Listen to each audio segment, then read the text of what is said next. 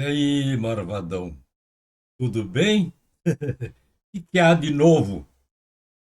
Eu vou dizer que há muito galinha e pouco ovo, para usar uma frase popular. Mas eu vou comentar alguns fatos aqui dos jornais, da internet. Aqui está todos os países da União Europeia, menos a Hungria, apelam a um cessar-fogo na faixa de Gaza. São 26 países. Aliás, eu acho que são 160 países já que aderiram a este movimento para que Israel cesse fogo na faixa de Gaza, aquele conflito sanguinário que está.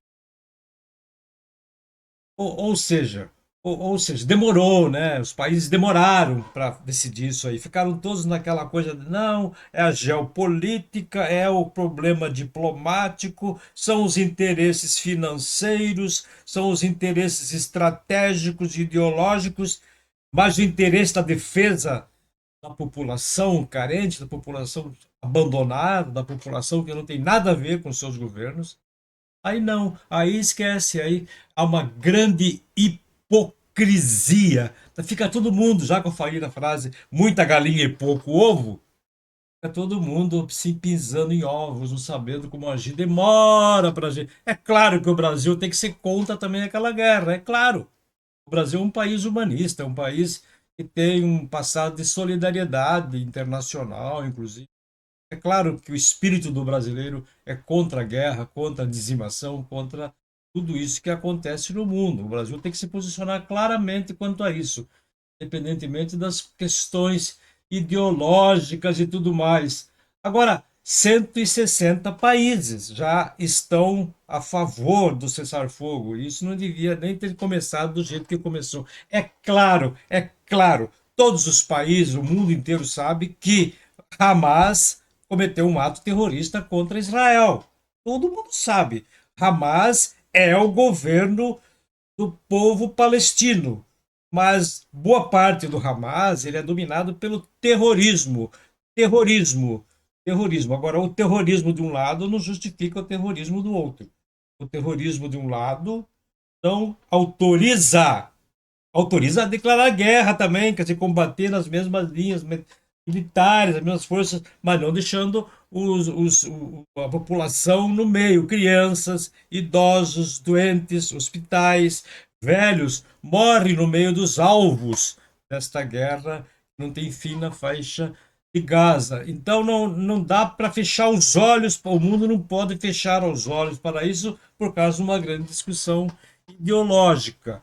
Então, eu tô achando, eu sempre acho aquela a faixa de Gaza, essa encrenca toda envolvendo Israel e os povo palestino que tem também tanto, o povo palestino tem tanto direito de ter a sua vida normal com qualquer outro povo do mundo. E se ele é vítima de uma ação, ele também é tão necessitado de justiça social, de justiça política, tal como qualquer outro povo do mundo. Então eu acho que a faixa de Gaza e todo aquele entorno ali que é secularmente conflitado, né? Uma região altamente conflitosa, eu acho que ali parece que impera ainda um trecho, um pedaço do Antigo Testamento.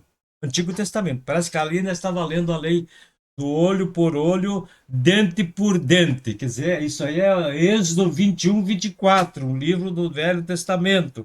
Quer dizer, parece que está valendo assim, pagar com a mesma moeda. Você faz isso, eu faço a mesma coisa, igual e contrário, às vezes mais forte ainda. Então não existe a generosidade, a solidariedade, o espírito de paz. É o espírito do Velho Testamento, da guerra. Parece que é um Deus irado, um Deus que castiga, um Deus que manda pragas para castigar povos e que tem um povo escolhido, que esse não vai ter castigo nenhum, embora seja super castigado pelas contingências políticas do mundo e tal. Então, eu acho que ali está valendo a lei do Velho Testamento. Está precisando de um choque de Novo Testamento ali, do que Jesus pregava. Aliás, sobre esta frase do olho por olho, dente por dente, o grande Mahatma Gandhi, grande líder da Índia, ele escreve assim, olho por olho, e o mundo acabará cego.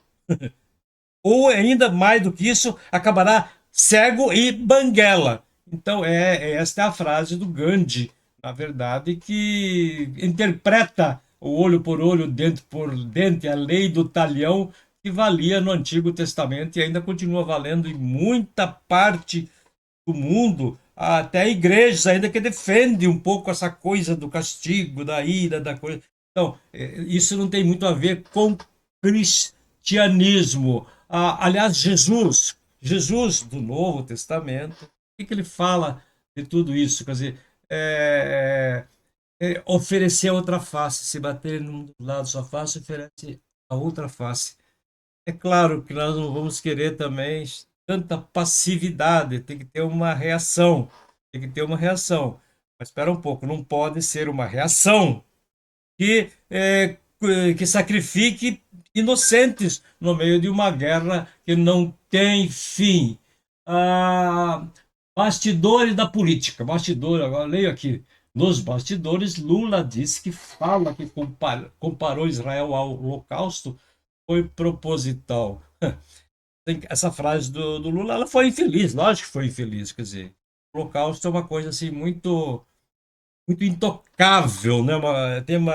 É uma palavra que tem uma série de conotações de sofrimento historicamente e tal. E ele fazer uma analogia, ele fez uma analogia entre o Holocausto e o que acontece hoje na faixa de Gaza. E a analogia, vocês sabem, é uma metáfora com vida própria, uma forma de dizer e de comparar as coisas. É uma comparação forçada, forçada. Ele poderia ter muito bem evitado isso aí. Mas, em essência, o Brasil estar contra a guerra né, lá, lutar pelo cessar-fogo, eu acho que é politicamente correta, é socialmente correta, humanamente correta, porque o que está acontecendo lá na faixa de Gaza, se não é propriamente como um holocausto, que é uma coisa que incomparável, é uma coisa de desumanidade, um crime de lesa humanidade, um crime desproposital. Mas, de certa maneira, tem que dizer o seguinte: a esquerda brasileira, a esquerda mundial brasileira, falando dela, sempre criticou Israel por estar assim, por ser unha e carne com os Estados Unidos. E todo o país, todo regime, ditadura ou não, que apoia os Estados Unidos, que está de bem com os Estados Unidos, está de mal com a esquerda, porque é aquela luta histórica da esquerda contra o capitalismo e toda aquela coisa que vocês sabem nas pregações marxistas e tudo mais. Então, sempre que há alguém que está ligado aos Estados Unidos, a esquerda, pelo menos a esquerda mais radical, ela é contra, ela se põe a favor de quem é contra os Estados Unidos. Aí isso tem desdobramento hoje também. Então, aí se confunde, porque em criticando Israel por estar exagerando na dose, quer dizer, está cometendo um crime contra o povo palestino, que é tão povo quanto o povo judeu, aí está vendo um exagero. Então fica parecendo que a esquerda está apoiando o Hamas, o terrorismo. E olha, cá entre nós, alguns esquerdistas mais radicais apoiam o Hamas por o Hamas representar bem ou mal o povo palestino. Aí é uma total inversão ou malformação de uma opinião sobre o problema que está acontecendo lá. Então, Marvadão não perdoa, nem que doa. Eu falo aquilo que eu acho, que eu sinto, é o momento editorial do Marvadão.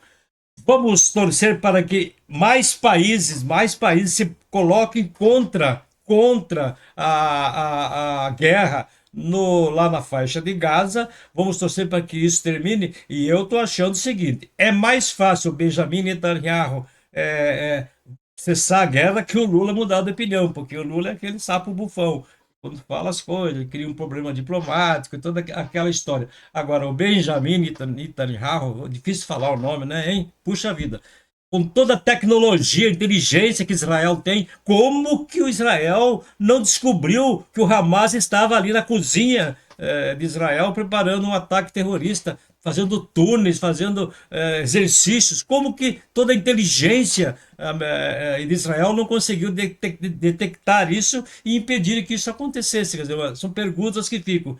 E a maneira como o Benjamin está tratando todo esse caso não é aprovado por grande parte também até da população, até dos judeus de Israel e os judeus do mundo. Então ele também está desgastado. Então tomara que o cessar-fogo aconteça e que uma nova paz, uma nova ordem do mundo aconteça na geopolítica do nossa querida terra. O Marvadão não perdoa nem que doa. Então, em té.